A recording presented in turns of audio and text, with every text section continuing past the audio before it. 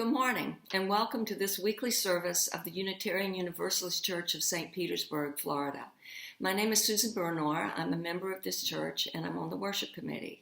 When our minister, Reverend Jack Donovan, is away, like today, the worship committee is often in charge.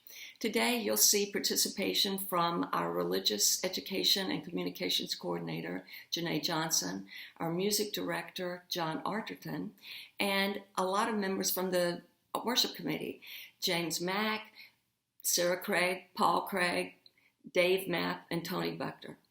I appreciate their participation, and I'm sure you'll enjoy seeing them. Whether you're a member wondering about this week's activities at the church, or someone just looking in to see what we're all about, our very best source is our website, which is at uustpete.org. That's uustpete.org. Our church building is closed, but our church is still together and still very active. We have all kinds of community pandemic events that you can read about, including a program on the culture and cuisine of El Salvador. Also, the opportunity to work on an art journal project, carefully distanced socializing, and a lot of other things. You can check these out in our InfoNet newsletter or on the website. If you're wondering what a UU church is about, here's the best description that I know from 19th century Unitarian minister Theodore Parker. Be ours a religion which, like sunshine, goes everywhere. Its temple, all space. Its shrine, the good heart. Its creed, all truth. Its ritual, works of love. Its profession of faith, divine living. I hope you enjoyed the service today. We begin with our chalice lighting. Good morning. My name is Tony Buchter. And I'm Dave Mapp. We're both members of UU St. Pete, and in addition, I'm also serving as co-chair of the worship committee. This morning we'll begin our service by the lighting of our chalice and saying the words of our covenant. Love is the spirit of this church, and service its law. This is our great covenant, to dwell together in peace, to seek the truth in love, and to help one another.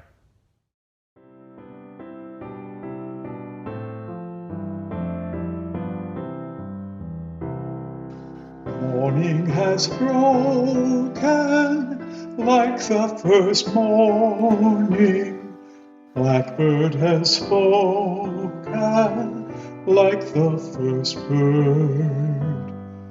Praise for the singing, praise for the morning, praise for them springing fresh from the word. Sweet the rain's new fall, sunlit from heaven, like the first dew fall on the first grass. Praise for the sweetness of the wet garden, sprung in completeness where God's feet pass. Mine is the sunlight, mine is the morning, born of the one light, Eden saw play. Praise with elation, praise every morning, God's recreation of the new day.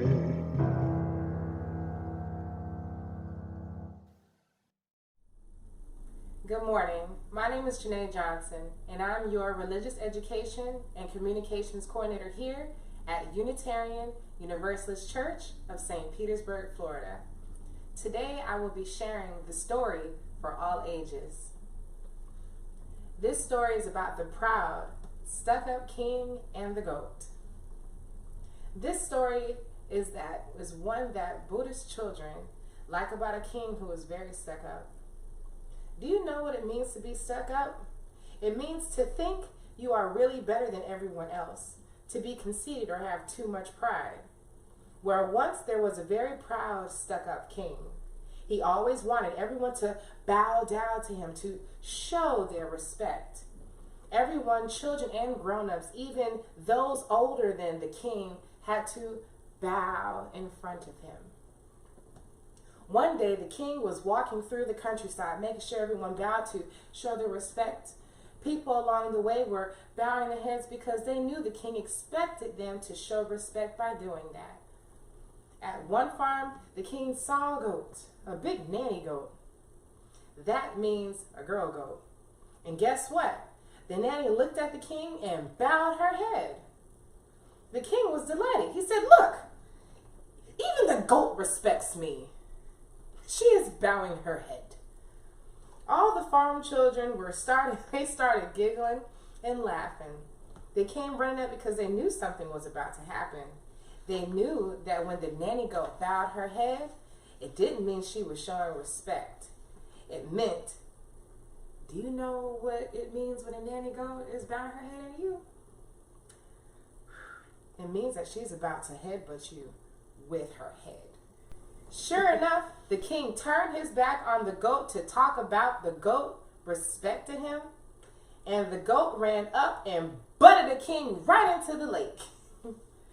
The king learned that just because someone bows down to you doesn't mean they really respect you, especially the goat. That king made a big mistake, didn't he? He and the children both saw the goat bow her head. He thought that meant respect, but the children knew it meant something else. Here's a picture to show what can happen when you mistake an angry goat for respect.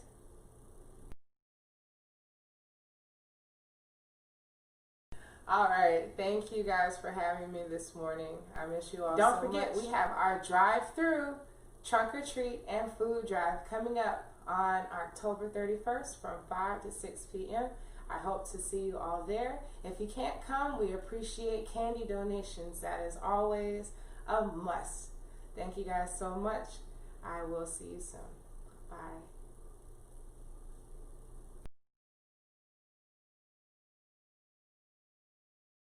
Hi, my name is Paul Craig, and I'm your treasurer at the UUSP. There are 2 elected officers at the church with responsibility for looking after church finances.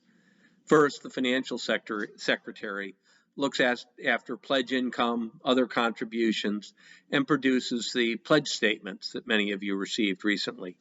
Rebecca Wilson is our current financial secretary, and Danny Skrypek is the assistant financial secretary. Treasurer is the second official with financial responsibility. The treasurer tracks expenditures and reports financial status to the Board of Trustees. As I said earlier, I am the treasurer, and my assistant is Harry Sowers. I'm here today to report on the financial health of the church. In this time of pandemic and financial uncertainty, I'm pleased to report, cautiously, that our church is doing well. Here are some highlights. If you have any questions, don't hesitate to give me a call or send me an email at treasurer@uustpete.org. We currently have assets of $222,000, which consists primarily of $50,000 of cash in our checking account and $171,000 invested with our endowment. These assets are offset by liabilities. We really only have one liability on our balance sheet, and that's our loan that we received from the Paycheck Protection Program at the Small Business Administration, which was part of the CARES Act. This loan will be forgiven when the Small Business Administration begins processing loan forgiveness applications. The amount of this loan is $25,440. The remainder of our liabilities are really monies that we owe ourselves in the form of designated funds. The first designated fund is social justice. We currently have a balance of $16,862 in this designated fund. and the Social Justice Committee is responsible for determining how we disperse these funds. The second designated fund is the Building and Grounds. There is $46,873 in the Building and Ground designated funds. And these are basically divided between $9,000 remaining from the Renew, Restore, Rejuvenate projects that we had last year, and $34,000 in the Maintenance Reserve. The Maintenance Reserve supports church maintenance activities that occur on an infrequent basis. Every year, part of our church budget goes into the Maintenance Reserve in anticipation of future maintenance projects. Some current projects that are being funded from the Maintenance Reserve are the termite tenting, which will occur in December, a roof repair in the tower and in the sanctuary, and the Wi-Fi upgrade so that we can stream services from the sanctuary when we return. The other designated fund that makes up the balance of our liabilities is the uncommitted parking lot funds, and that sits at a balance of $114,090. Our current year income and expenses we've been watching very closely. When we prepared the church budget in March, we tried to anticipate the impact of the pandemic. We cut church income by over $35,000 compared with last year, and made similar cuts to planned expenditures. Fortunately, the loan we received from the Paycheck Protection Program helped us restore some of those expense cuts. Year to date, both income and expenses are under budget, resulting in a small surplus of $1,390.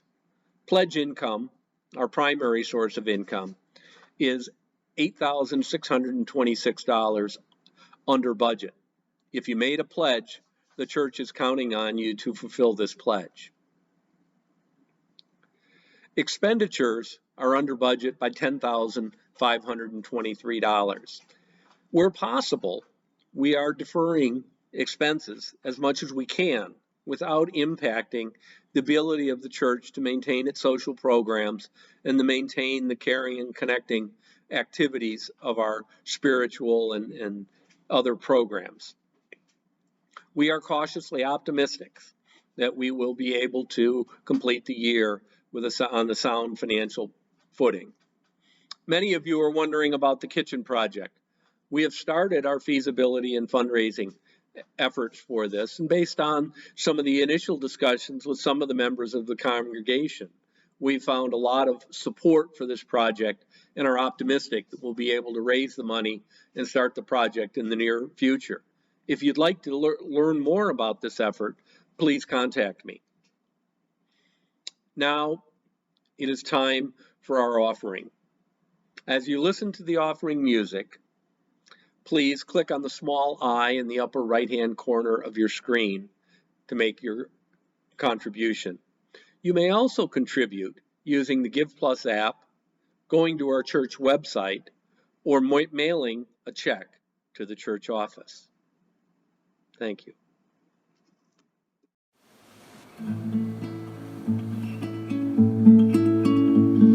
Spirit of life, come unto me. Sing in my heart all the stirrings of compassion. Blow in the wind, rise in the sea. Move in the hand, giving life the shape of justice. Roots hold me close, wings set me free. Spirit of life, come to me, come to me. Here's a wonderful song by a great songwriter named Laura Love.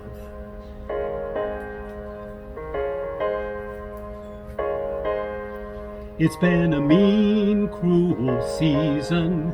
It's been crazy, crazy hard. And for no good reason, my universe has come apart. I've been so uneasy, and I'm trying not to burn, 'cause I know that it's kindness that we're all here to learn.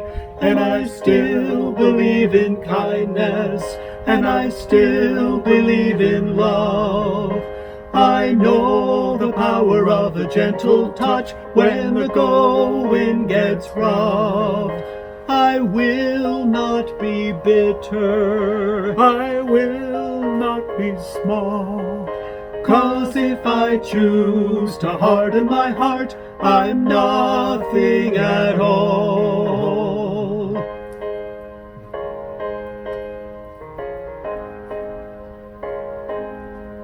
Some days I don't get up, go out of my room. I'm so broken-hearted, I don't even know how To put my clothes together, to put one shoe on, to lace up those strings and open the door and carry on. But I still believe in kindness, and I still believe in love. I know the power of a gentle touch when the going gets rough. I will not be bitter, I will not be small. 'cause if I choose to harden my heart, I'm nothing at all. I still believe in kindness, and I still believe in love. 'Cause if I choose to harden my heart, I'm nothing at all. Nothing at all.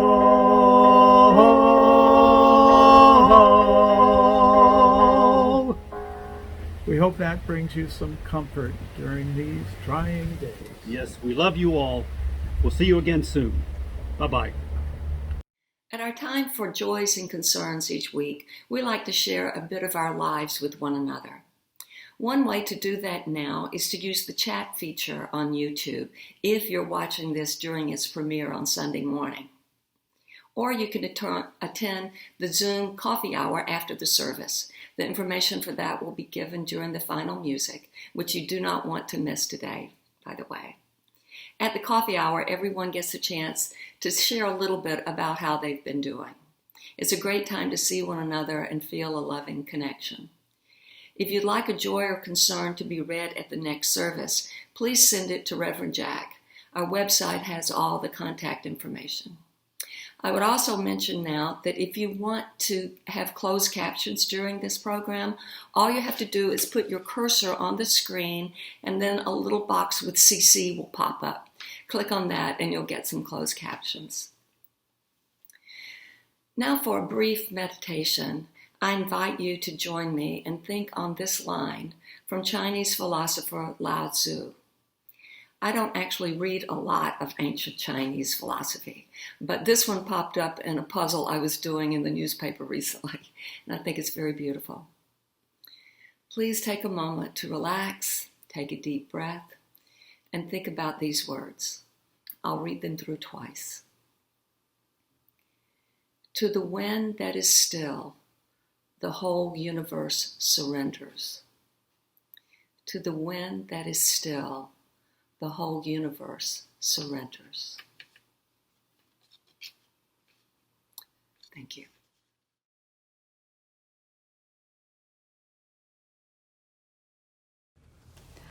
My name is Sarah Craig, and our reading today is a poem entitled Every Third Tuesday by Joanna Fontaine Crawford.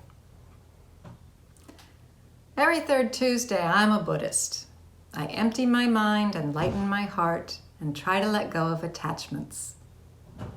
Every other Friday, I'm a Christian. I look for the least of these. and try to love God and my neighbor. The full moon of the month finds me Wiccan.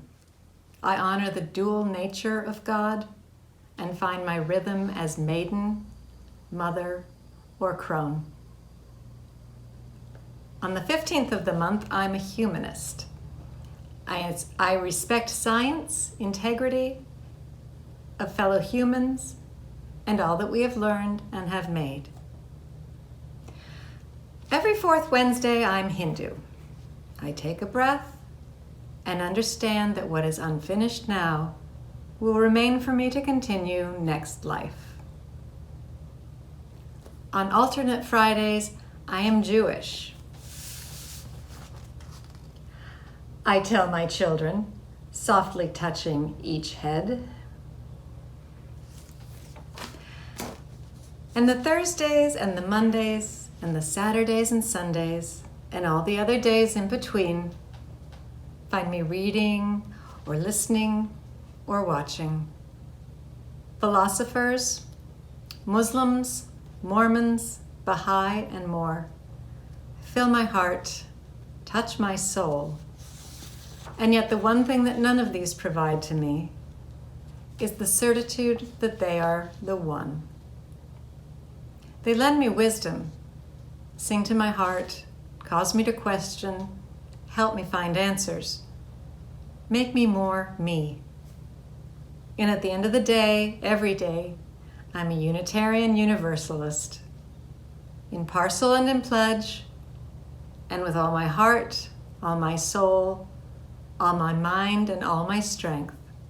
I honor this faith. I hold it close, and it lets me run free. So, does it matter what we believe? That's a big enough question, but I have to add another that it leads to. Can Unitarian Universalists believe anything they want to? I've been thinking about the role of belief for a long time, from when I was in graduate school learning about rational emotive therapy. That theory suggests that people don't act simply in response to a stimulus. First there's a stimulus, then the filter of belief, and then a response, which includes our actions and our feelings. The filter of belief is key to understanding our own reactions and those of others. Here's an example. If someone extended their hand to you, your natural response, pre-COVID at least, was probably to reach back and shake hands with them, feeling positive and acknowledged. Between the outstretched hand and your response, a set of beliefs was engaged. Perhaps the belief that the person was being friendly, and the belief that being friendly is a good thing. But today, a different set of beliefs might jump in. You might think, they could give me the virus. They must have different politics. And if they have different politics, they must be stupid. They must be misinformed, maybe dangerous. With those beliefs, the reaction would be very different. It's not the outstretched hand, but our own filter of belief that makes the difference. Another word for a belief, a less loaded word perhaps, is opinion.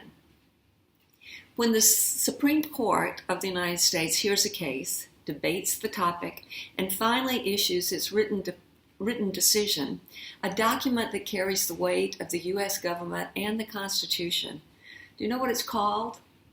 Sure, it's called an opinion. A recognition that the most serious answer to our most serious questions by our most revered judges is still just an opinion. The fact that it's called an opinion reflects a wisdom and humility that I think would serve us all well. Absolutely, beliefs, opinions matter.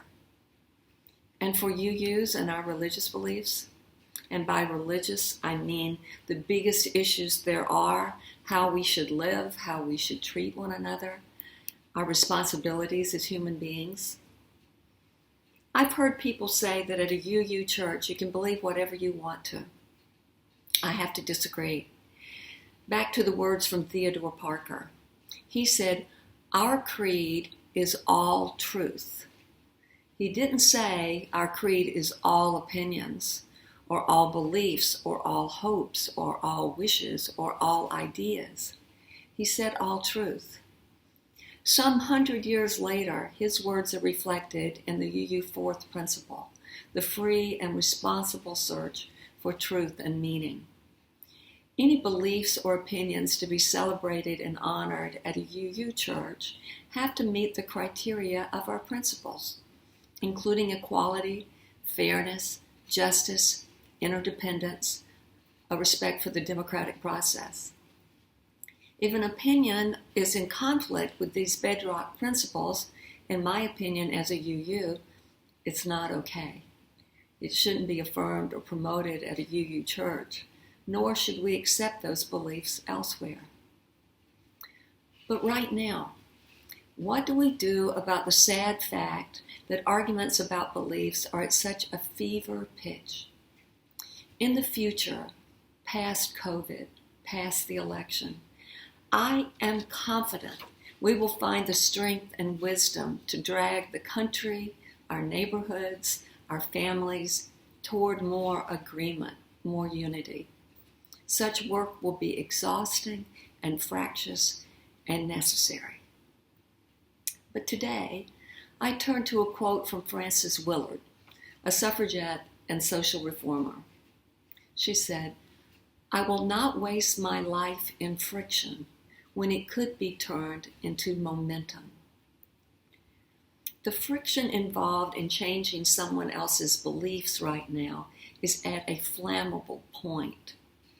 I'm for making progress in spite of disagreement, rather than trying to resolve all disagreement right now.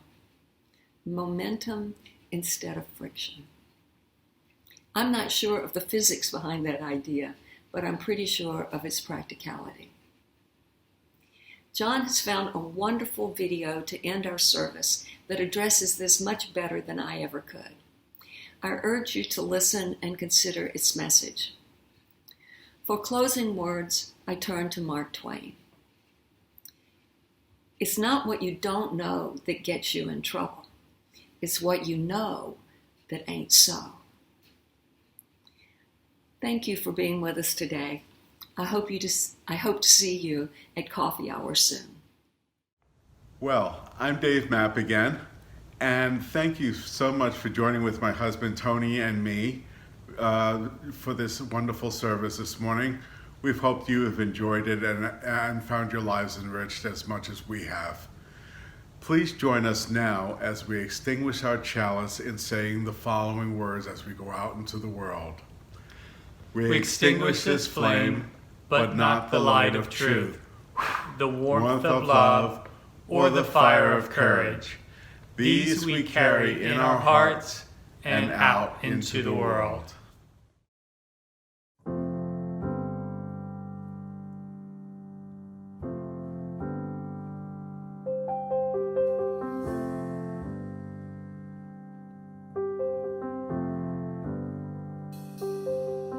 Talking left, talking right, talking far into the night, splitting hair, splitting up, splitting off. Less and more, rich and poor, what to address, what to ignore. What are we really fighting for? Persuade, coerce, convene, disperse, accept or curse, deny, confess, condemn or bless. Who lives, who dies? My truth, your lies. Bring in, shout out, what's that all about? Who gives out retribution and grace? What to keep, what to spend, what to give and what to lend. Some have not, some have a lot. Can we learn to share the things we've got? I see us fighting over what we believe, how to love and how to pray. We begin with hope and resolve and dreams, and end up fighting over what we believe. I see us fighting over over what we believe, leaving spirits poor and lonely. I want to use my fighting spirit in a different way, instead of fighting over what we believe.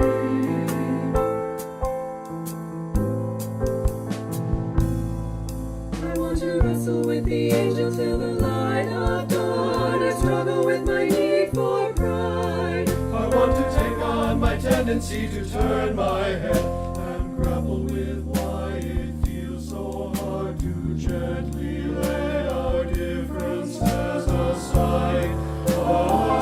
Day, night, wrong, right, now and in sight. We all believe in justice. Let's talk about what that looks like. And we believe in compassion. Let's look at what that really means. We believe in the holy work of listening to every voice. Every voice.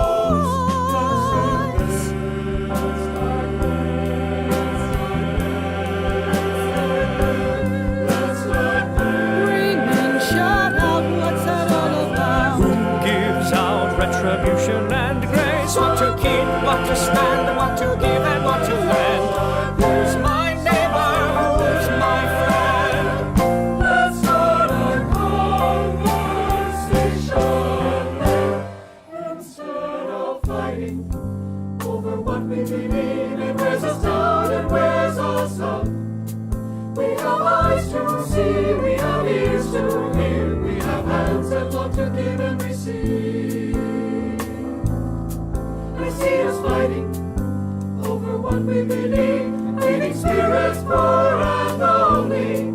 I want to use my fighting spirit in a different way, instead of fighting over what we believe. I'm tired of fighting over what we believe. Don't want no more of fighting over what we believe. Just say no to fighting over what we believe. Nothing good can come from fighting over what we believe.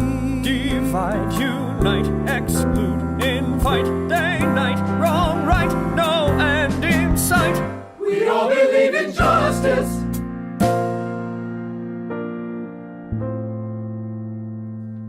Let's talk about what that looks like.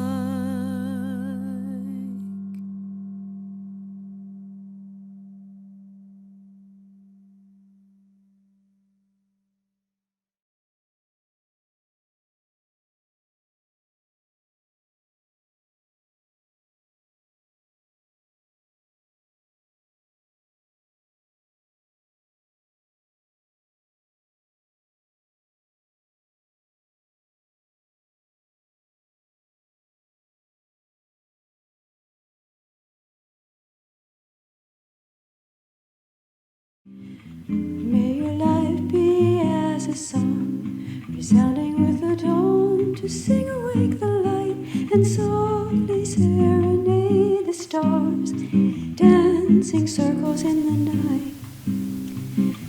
May your life be as a song, resounding with the dawn, to sing awake the light and softly serenade the stars, ever dancing circles in the night.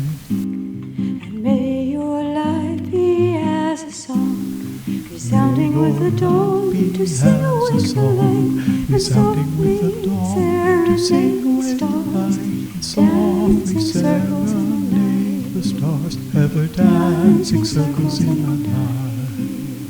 Dancing circles in the night.